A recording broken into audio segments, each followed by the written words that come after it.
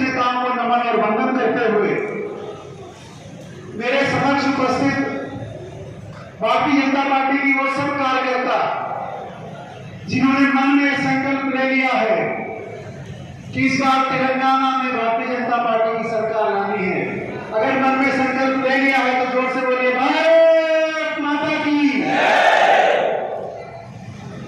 मैं आप सबके बीच में उत्तर प्रदेश से आया हूं और पिछले 6 दिन से आपके संगारेड्डी विधानसभा के विभिन्न मंडलों में प्रवास कर रहा हूं। मैंने जो देखा यहां, मैंने जो समझा, वो मैं आपसे चर्चा करूंगा। आप सभी बूथों से आए हुए युवा हैं, युवाओं को विकास चाहिए, तेलंगाना के युवाओं को रोजगार चाहिए, तेलंगाना के बुजुर्गों को स्वास्थ्य की सेवाएं चाहिए, यहां चलने के लिए हमको सड़कें चाहिए, यहां इंडस्ट्री चाहिए। ये सब कौन कर सकता है?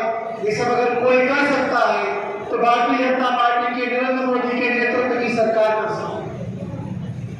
मैंने उत्तर प्रदेश भी देखा, मैंने तेलंगाना भी देखा, दोनों के बीच के परिवर्तन का अनुभव किया। हमारे उत्तर प्रदेश में गरीबों को प्रधानमंत्री मोदी जी ने घर दिया, योगी जी ने घर दिया। तेलंगाना की सरकार ने गरीबों से झूठा वादा किया, ना घर दिया, ना शौचालय दिया, ना युवाओं को नौकरी दिया, सब झूठे वादे किए। तेलंगाना के लोगों ने बड़ा संघर्ष करके बहुत संघर्ष किया, तब जाके तेलंगाना राज्य बना। लेकिन तेलंगाना राज्य इसीलिए बना कि तेलंगाना में विकास होगा, लेकिन तेलंगाना में विकास मुझे दिखा नहीं। आपको दिखा क्या? आपको तेलंगाना में विकास दिखा क्या? मुझे नहीं दिखा तेलंगाना में।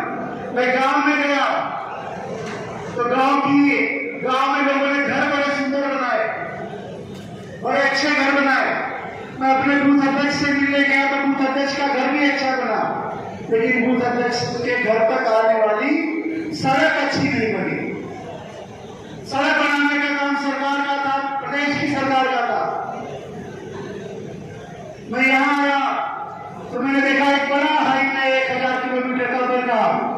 केंद्र सरकार का योजना में बनना था, बड़ा हाईवे बन गया, लेकिन प्रदेश की सरकार